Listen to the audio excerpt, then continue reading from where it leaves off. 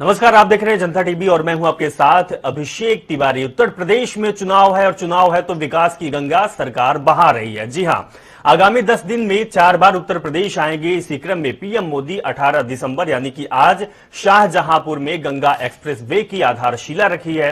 ये express way में मेरठ से प्रयागराज तक यूपी के 12 जिलों से होकर गुजरेगा। लिहाजा एक्सप्रेस वे यूपी के पूर्वी और पश्चिमी क्षेत्र को आपस में जोड़ेगा। 36,200 करोड़ रुपए की अधिक से लागत से बनने वाला ये यूपी का सबसे लंबा एक्सप्रेस वे होगा। एक्सप्रेस वे पर शाहजहांपुर में 3.4 किलोमीटर लंबी हवाई पट्टी निर्मित हो जाएगी, जो वायुसेना के विमानों को आपातकालीन उड़ान भरने और उतरने में सहायता प्रदान करेगी। इसके अलावा एक्सप्रेस वे के साथ एक औद्योगिक गलियारा बनाने का भी प्रस्ताव रखा गया है। गंगा एक्सप्रेस वे उत्तर प्रदेश के 12 जिलों और 519 गांवों को जोड़ेगा। इस पर चलने वाले वाहनों की अधिकतम रफ्तार 120 किलोमीटर प्रति घंटा तय की गई है। इस एक्सप्रेस वे में 7 ओवरब्रिज, 17 इंटरचेंज के अलावा 14 पुल भी बनाए जाएंगे।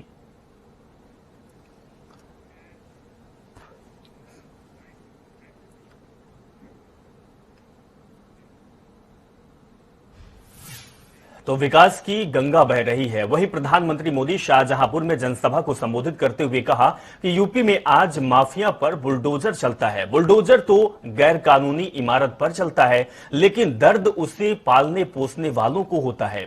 इसीलिए आज यूपी की जनता कह रही है कि उत्तर प्रदेश में योगी बहुत ही है उपयोगी।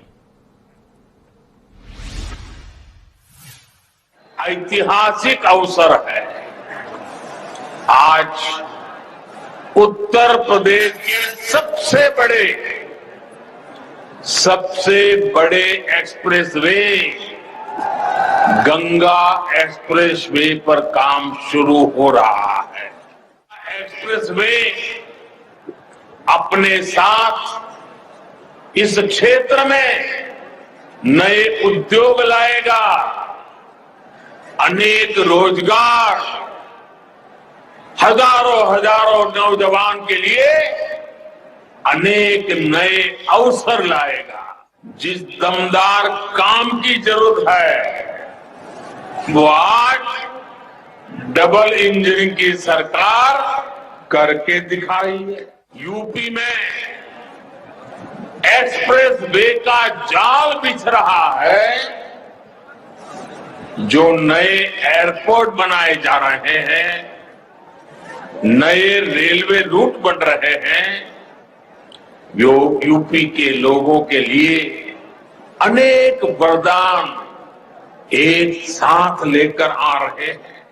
बीते सालों में हमने गन्ना किसानों की दशकों पुरानी समस्याओं को ईमानदारी से दूर करने के लिए नए विकल्प, नए समाधान खोजने का प्रयास किया है। आज पूरे यूपी की जनता कह रही है, यूपी प्लस योगी बहुत है उपयोगी।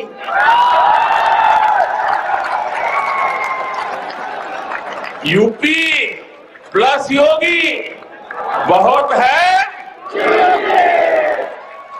यूपी प्लस योगी, यूपी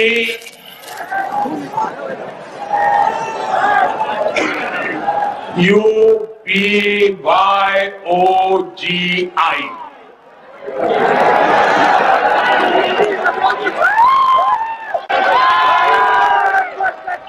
यूपी प्लस योगी बहुत है उपयोगी।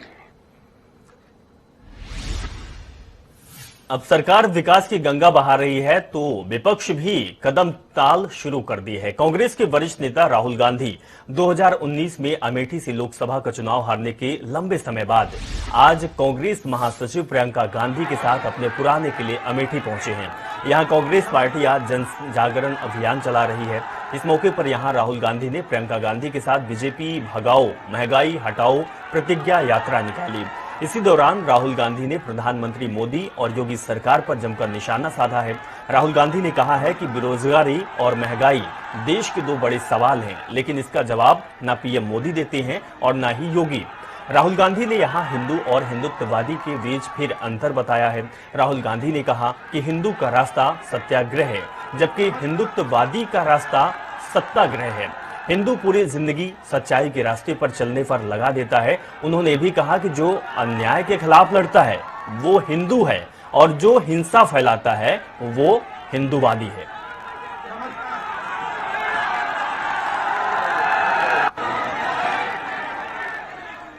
वहीं राहुल गांधी ने ट्वीट कर रहा है और राहुल गांधी ने ट्वीट करते हुए लिखा है कि कार्यकर्ताओं का अभिवादन, साथ ही बीजेपी पर भी निशाना साधा है। अमेठी की हर गली आज भी वैसे ही है, सिर्फ जनता की आंखों में अब सरकार के लिए आक्रोश है, दिलों में आज भी पहले सी जगह है, आज भी एक है हम, अन्याय के खिलाफ है हम। इस तरीके की बात कांग्रेस के नेता पूर्व राष्ट्रीय अध्यक्ष राहुल गांधी ने कही है।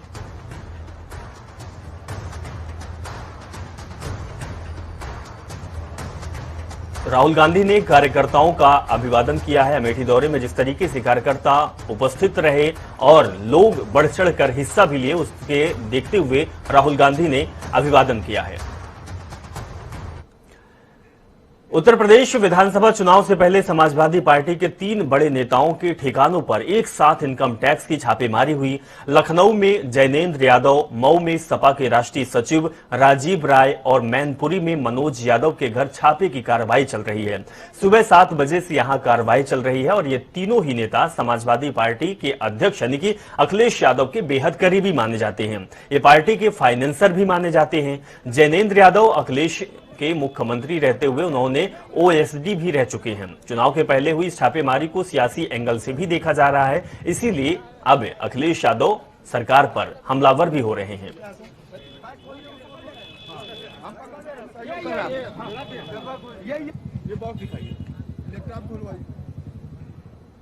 तो छापेमारी की हमने आपको 3 तस्वीरें दिखाई है। जो समाजवादी पार्टी के नेता हैं उनके घर छापेमारी हुई है, तो वहीं सपा नेताओं के घर छापेमारी की खबर मिलते ही अखिलेश यादव ने प्रेस कॉन्फ्रेंस कर डाली।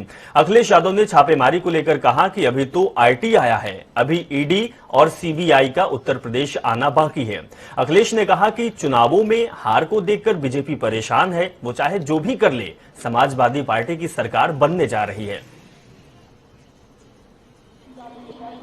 मैंने आपसे पहले भी कहा और अगर हर बार मैंने ये कहा कि उत्तर प्रदेश में जैसे जैसे भारतीय जनता पार्टी की हार और भारतीय जनता पार्टी को हार सताएगी, दिल्ली से बड़े बड़े नेता आएंगे। कोई नेता भारतीय जनता पार्टी का बड़ा बचेगा नहीं जो उत्तर प्रदेश में ना आए। और अभी तक इन्हीं का इंतजार था कि इनकम टैक्स कब आएगा डिपार्टमेंट। अभी तो इनकम टैक्स आया है, ईडी आएगा, सीबीआई आएगी, न जाने कौन कौन सी संस्थाएं आएंगी, अफवाहें फैलाई जाएंगी, साजिश की जाएंगे, षड्यंत्र की जाएंगे, लेकिन उसके बावजूद भी साइकिल की रफ्तार कम नहीं होगी, रथ की रफ्तार कम नहीं होगी और उत्तर प्रदेश से भारतीय जनता पार्टी का सफाया होना निश्चित है। वो जान गए हैं कि उत्तर प्रदेश से भारतीय जनता पार्टी खत्म और इसीलिए उन्होंने इनकम टैक्स को भेजा है। तब भी पूछताछ कर सकते थे, लेकिन जैसे ही चुनाव करीब आया है, ये डिपार्टमेंट भी अब चुनाव लड़ने उत्तर प्रदेश में आ गया है। उत्तर प्रदेश में विधानसभा चुनाव से पहले सियासत अब तेज होती जा रही है। यूपी में सपा नेताओं के ठिकानों पर छापेमारी को लेकर अखिलेश यादव ने बीजेपी सरकार को निशाने पर लिया है। अखिलेश यादव ने ट्वीट करते हुए बीजेपी पर तंज कसा है। उन्होंने लिखा है कि भाजपा का हार का डर जितना बढ़ता जाएगा, विपक्षियों पर छापों का दौर भी उतना ही बढ़ता जाएगा। फिर भी सपा का रथ और हर कार्यक्रम बदस्तूर चलता रहेगा। अब तो जनता पूरी तरह भाजपा के खिलाफ विपक्ष के साथ खड़ी है। अब क्या 22 के लिए भाजपा सरकार उत्तर प्रदेश की 22 करोड़ जनता के यहां छापे डालेगी?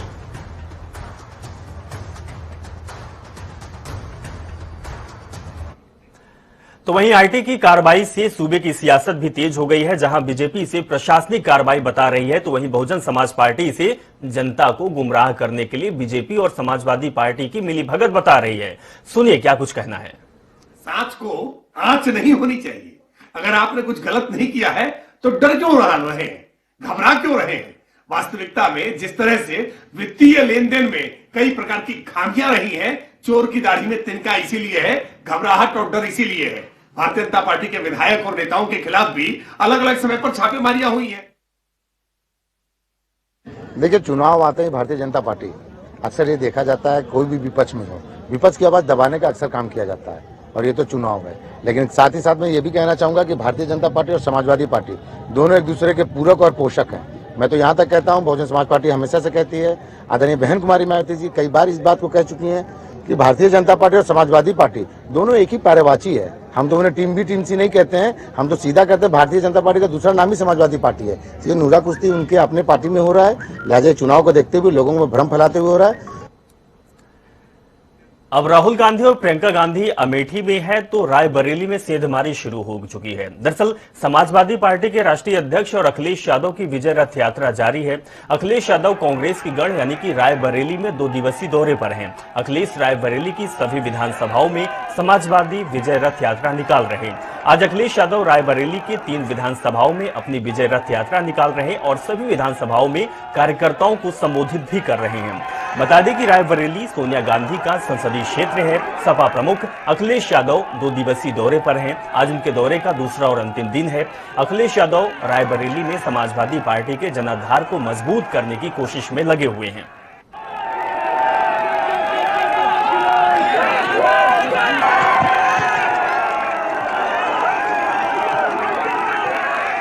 तो ये तस्वीर हम आपको दिखा रहे हैं रायबरेली की। रायबरेली में समाजवादी पार्टी अपने आप को मजबूत करने में लगी हुई है। हालांकि कह सकते हैं कि रायबरेली पहले का गढ़ हुआ करता था गांधी परिवार का, लेकिन अब राजनीति बदलती जा रही है और अब समाजवादी पार्टी भी रायबरेली में मुखर होती जा रही है। और यहां पर रायबरेली में अखिलेश यादव 2 दिवसीय सभी विधानसभाओं में जनसंवाद किया है, कार्यकर्ताओं से मुलाकात की है और लोगों से भी बातचीत की है। अब रुक करते हैं उत्तराखंड की खबरों का। 2022 के चुनाव को लेकर भाजपा 2 चरणों में विजय संकल्प यात्रा का आगाज कर दी है। 18 दिसंबर से 5 जनवरी 2022 तक पूरे प्रदेश में विजय संकल्प यात्रा निकाली जाएगी। इसी क्रम में शनिवार को हरिद्वार से यात्रा की शुरुआत कर दी गई है। आज बीजेपी के राष्ट्रीय अध्यक्ष जगत प्रकाश नड्डा यानी कि जेपी नड्डा ने गढ़वाल मंडल की यात्रा का आगाज किया है। इस दौरान शंख ध्वनि से यात्रा का शुभारंभ हुआ। वहीं से पहले पंडितों ने शंख ध्वनि से राष्ट्रीय अध्यक्ष जेपी नड्डा और मुख्यमंत्री पुष्कर सिंह धामी का स्वागत किया गया। इस दौरान कैबिनेट मंत्री स्वामी यतीश्वरानंद और प्रदेश के अध्यक्ष मदन कौशिक भी मौजूद रहे।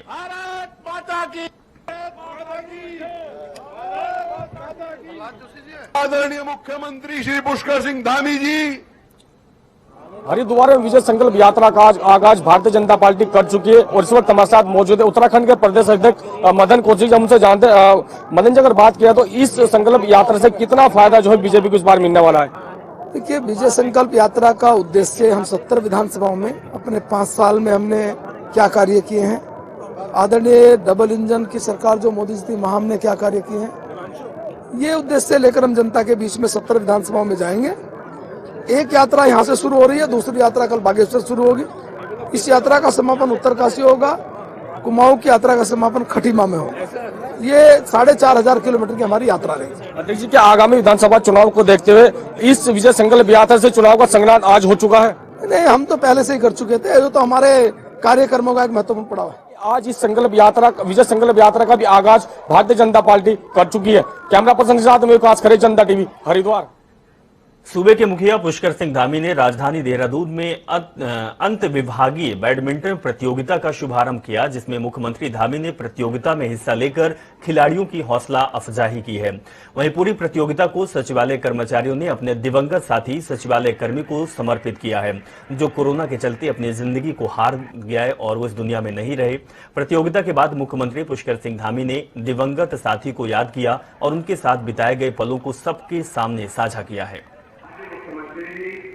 प्रतियोगिता हो रही है स्वर्गीय प्रदीप मोदी के नाम से। मोदी हमारे बहुत ही एक अच्छे अधिकारी भी थे, एक अच्छे उससे पहले कार्यकर्ता भी थे।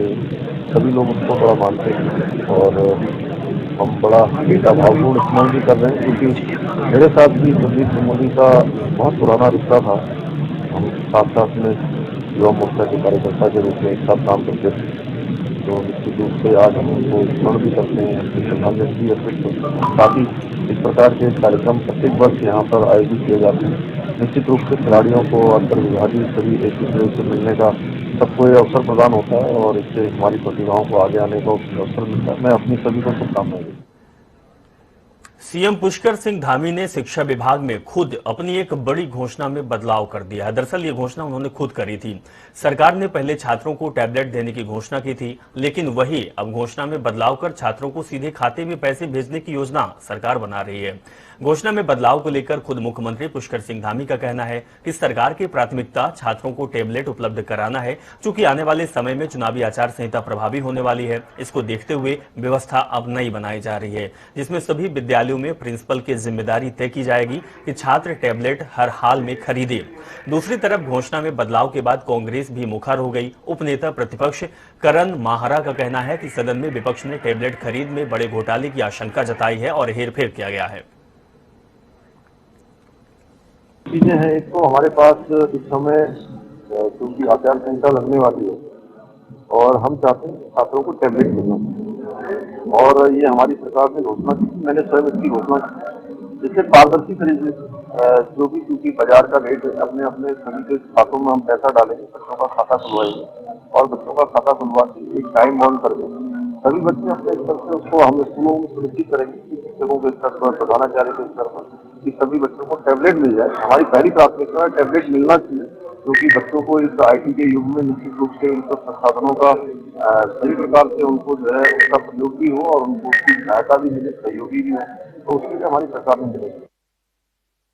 विधानसभा में उठाई थी और लोगों को बताया था कि जो टैबलेट 11,000 या 9,000 रुपए का जिसकी कीमत है ऑनलाइन, उसको सरकार जो है 16,000 रुपए में खरीदने जा रही है और मैंने उसके पेपर भी उपलब्ध कराए थे जो कैबिनेट में इन लोगों का डिसीजन हुआ था। उस पर आज सरकार ने यू टर्न लेते हुए ये तय किया है कि वो 12,000 रुपये डायरेक्ट बेनिफिशियरी को के खाते में डालेंगे। तो आज मुझे लगता है सरकार ने स्वीकार किया है कि इसमें घोटाला था और अब सरकार को ये भी कहना होगा कि जिन अधिकारियों ने इसको 16,000 रुपए की कीमत पर खरीदने की कवायद की थी उनके खिलाफ क्या कार्रवाई सरकार करने जा रही है, ये देखने वाली बात होगी।